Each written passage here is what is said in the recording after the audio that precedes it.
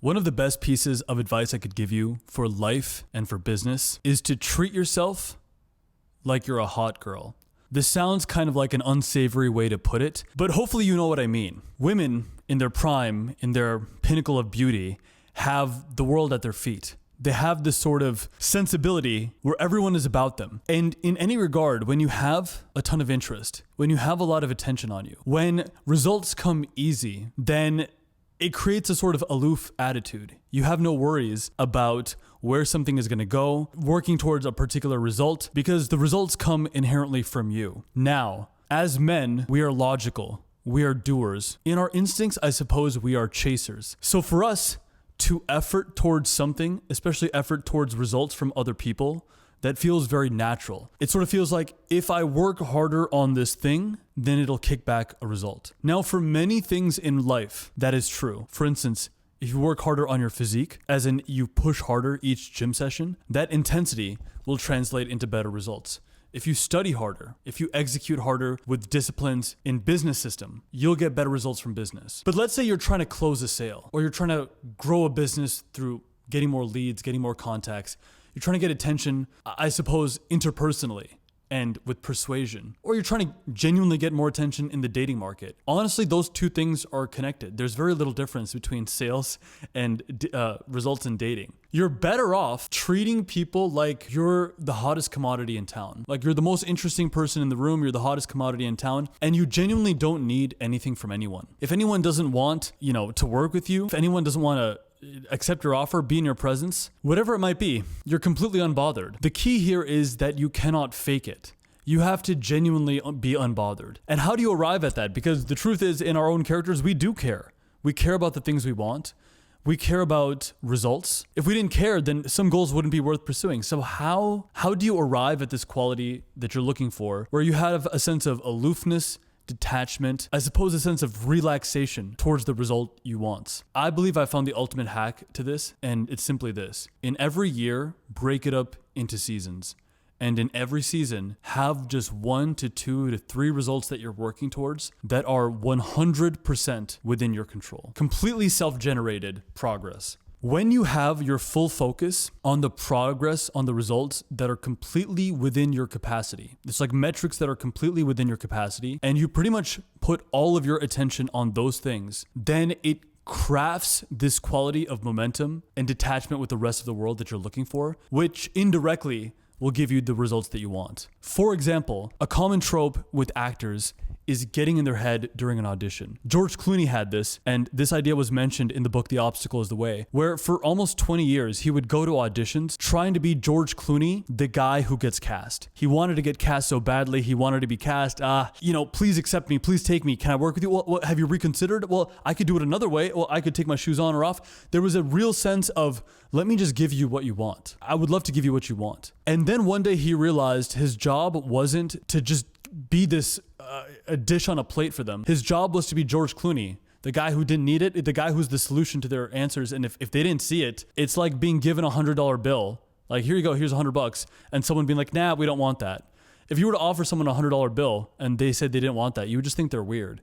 It wouldn't devalue the dollar amount that's before them. So he would go into these auditions with this mindset, and it happened actually after he was 35, where he would start auditioning and he'd say, hey, I'm George Clooney. Like, I'm the solution to your problems. I mean, I just know it. I'm fucking sick. Everyone here should know it. And then he finally landed his big breaks. There was something etheric that was being translated in that quality, in that energy of non-neededness that got him all the results. And that's how he broke into ER and then his first handful of films. But a lot of those results, they came after he was 35. In other respects, in this last season of my life, I went through several rounds of job interviews, gaining certifications, becoming more skilled and all that.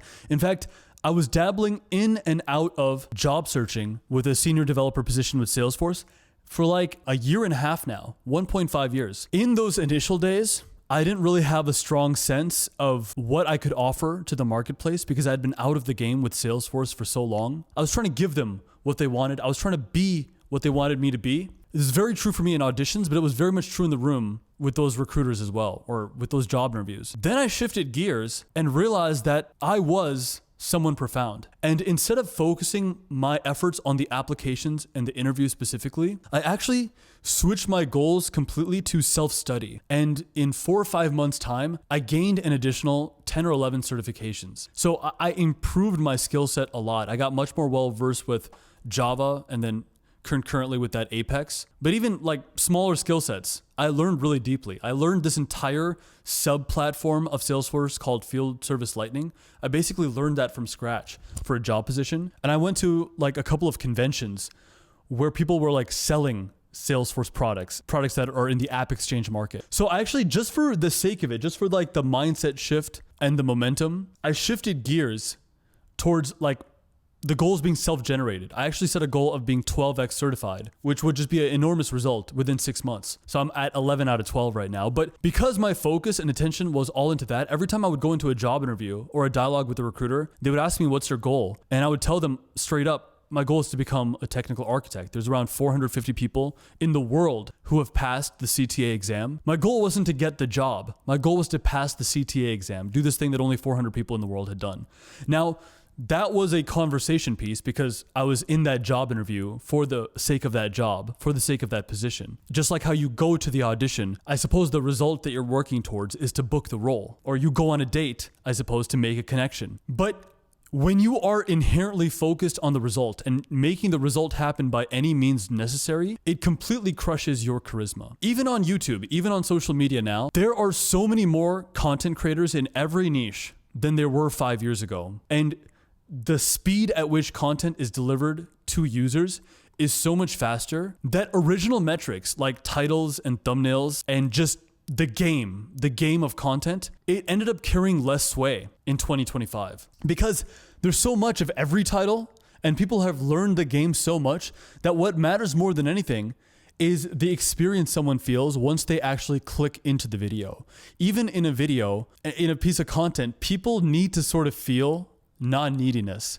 When I work with my coaching clients, I tell them all the time and repeatedly, to be a great YouTuber, you got to be interested in something else. YouTube is simply a piece of paper. YouTube is the medium by which you're telling the story of your life. It's like coming back from the battle to tell the story of the battlefield around a campfire. YouTube isn't the battle itself.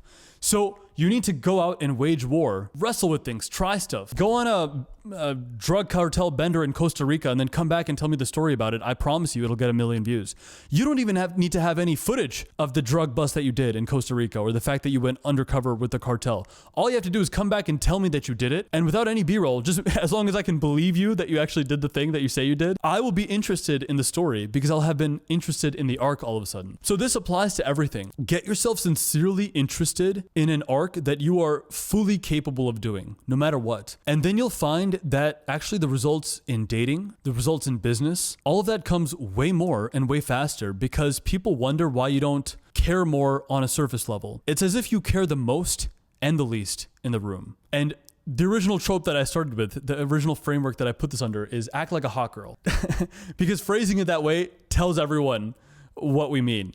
It's like, act in a way where you sort of almost pretend that all attention comes to you. And, by that effect, you will find an ultimate result. So what are some examples of this? I want to leave you with some actionable steps or frameworks that you can carry with you. A lot of the results that you work towards any arc in any season of your life, it'll depend on your current situation. I mean, logistics play a huge part in this. So where you live, what you do for work, how much time you have, how much free time you have, all of that makes a big difference. One thing that anyone can do, that I've talked about repeatedly, that so many personal development YouTubers have talked about over and over again, is set some sort of fitness goal. Fitness, especially the gym, is the cheapest way to give yourself an arc. It's the cheapest thing. I'm talking strength training. The only thing that you really have to worry about is a little bit of time. We're talking 3 to 4 hours a week, a little bit of time, and food.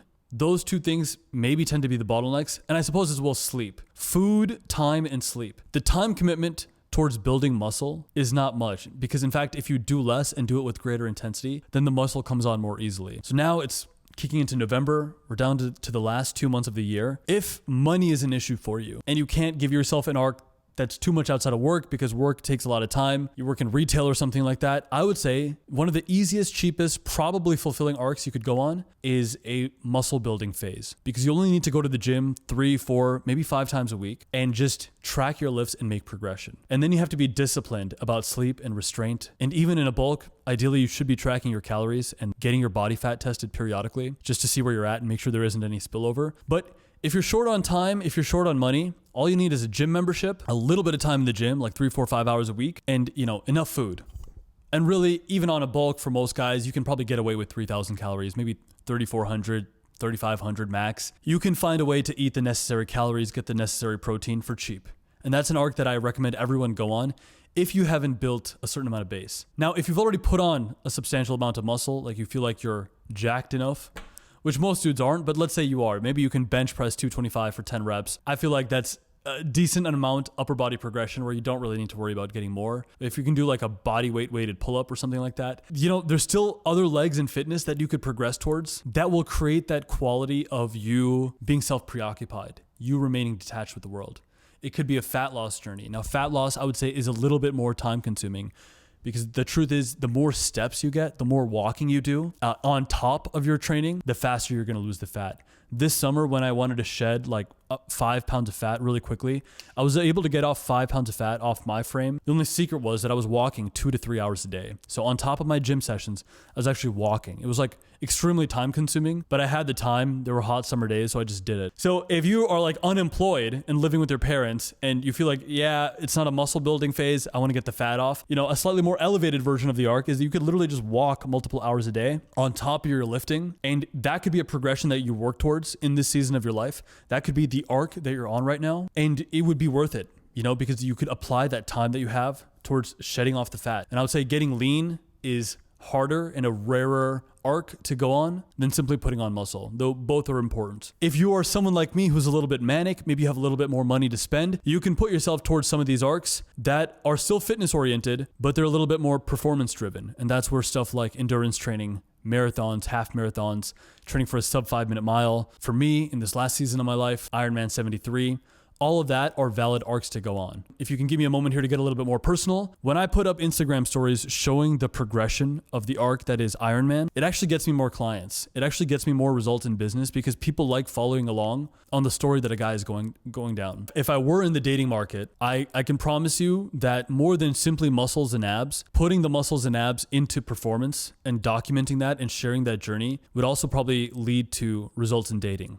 It's invariably true because the mindset is so focused on the result that is you that it creates detachment, and that detachment, what can I say? It creates a vibe. Last example I'll give you in regards to this is some sort of skill or project. So if you wanted to take your next season to simply study more, become more competent with some kind of skill, it would be profound. It could be learning the tabla. I did that for many years of my life. I actually became a pretty proficient tabli, which for Western viewers is basically like a percussive instrument that originates from India. Learning an instrument, learning a skill, learning to code, learning to be a plumber, any skill at all. I mean, as long as you can bring it to some level of completion. The other thing about life that is invariably true is that all of the results come right at the end. So you actually have to finish the projects you start for it to really pay off. You can't just take them halfway. So if you were to spend like 10 hours playing the guitar, it wouldn't lead to that much. But if over the course of the next season, let's say next 100 days, you were put in 100 hours of guitar practice, it would get you to a profoundly solid result. And it gives you that hot girl vibe. As cringe as it is to say, it gives you this quality that you're looking for. You're like, in this season of my life, I'm really, really devoted to the guitar. No one can take that away from me. Or it can also be some sort of project. So as many of you know, I have been working on a feature film. We are now resuming production on the second installment of that, which we're setting a date for to release by Christmas of this year. And it ends up being just about one shoot per week and 1 to 3 hours of editing per week. It's a lower priority on the tier list, but it's still something that I work towards every week. With my preoccupations being as they are, with Ironman training, with working on the feature film, with maintaining some kind of consistency across my 2 channels and on Instagram, it creates an atmosphere of success. It creates an atmosphere of relaxed detachment, focus, forward pursuit. And that is something that gets you results across the board. You can apply this to dating. You can apply this to sales. You can apply it to job interviews and such. Carry that quality with you that you already have everything you need. There's nothing you need from anyone else. The arc comes from within. And if you can keep that, then you'll get to where you need to go. If you're new to the channel, my name is Nikhil. This channel features one video per week. I also have a second channel called Sinbad Trains, which documents my journey with Ironman and filmmaking in a slightly more raw fashion. So if you're curious about that, you can check out the second channel. It's somewhere around my page. And if you want to work with me further, I have a YouTube coaching program where I meet with my clients twice a week to basically help them become confident content creators. If that's something that you're interested in, I'd love to talk to you. But with that being said, for those of us who carry that sense of detachment, keep pushing forward on the things we need to do. To us, I say greatness is coming. We'll catch you next time.